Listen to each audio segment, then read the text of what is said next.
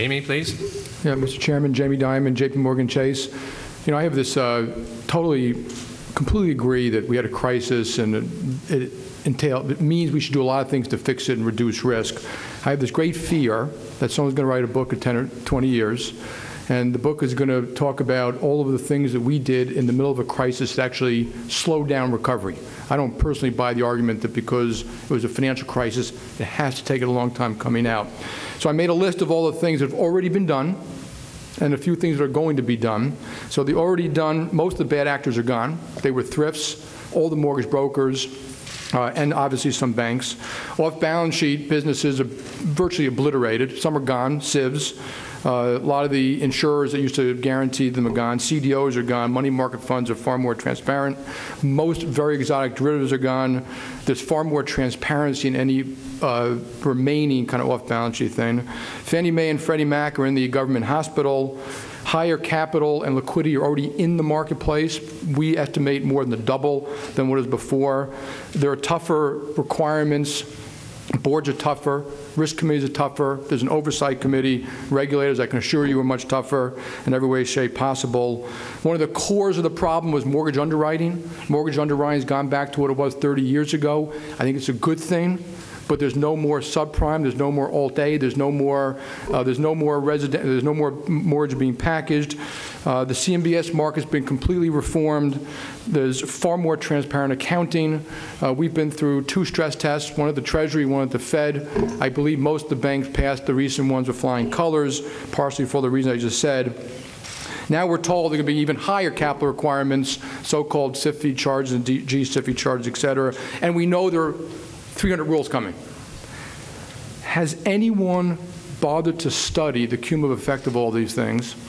And do you have a fear like I do that when we look back and look at them all, that they will be a reason that it took so long that our banks, our credit, our businesses, and most importantly, job creation start going again? Is this holding us back at this point? Well, Jamie, that list you gave me made me feel pretty good there for a while because it sounded like we're getting a lot done. Yes, I agree. That's great. Well, the crisis revealed lots of weak spots, lots of problems, and we are, it's a comprehensive, this is certainly the most comprehensive financial reform since the 1930s, and we are trying to execute it, and we're trying to address all of the problems, and you didn't mention 3 or 4 others I could think of. Yes, it was a big problem. It had a huge impact. There were many, many sources. I think one of the, just as a sort of just a pet peeve, is that many people try to say the single cause of the crisis was X. There was no single cause of the crisis. There were many, many different causes, and they interacted in a way that was in many ways unpredictable and led to the disaster that we experienced. So there are many, many things to fix, and we are working on it and making, I hope, a lot of progress. Has anybody done a comprehensive analysis of the impact on credit? I can't pretend that anybody really has. It's just too complicated. We don't really have the quantitative tools to do that. What we are trying to do, I would say, is 2 things. One is that we are trying, and I'll speak for the Federal Reserve, we are trying to move as expeditiously as we can to develop a new framework, as expeditiously as we can, consistent with doing it right, with trying to develop rules that make sense, that are consistent with good practice, but which do not unnecessarily impose costs or unnecessarily constrict credit.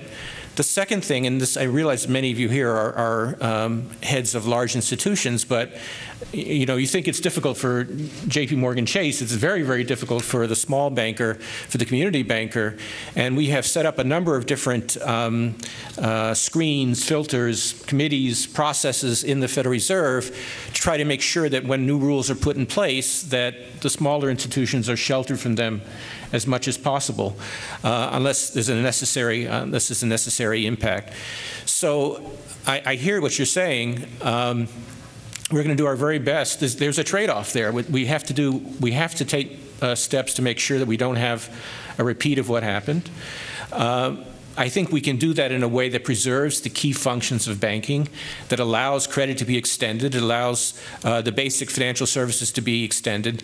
But there is some trade-off there, and you're right to point that out. And it's probably going to take a little bit of time before we, over time, figure out, where the cost exceeds the benefit, and we make the appropriate adjustments. But to answer your question, nobody's looked at it in all detail, but we certainly are trying, as in each part, to develop a system that is coherent and that is consistent with banks performing their vital social functions of extending credit and providing other key financial services.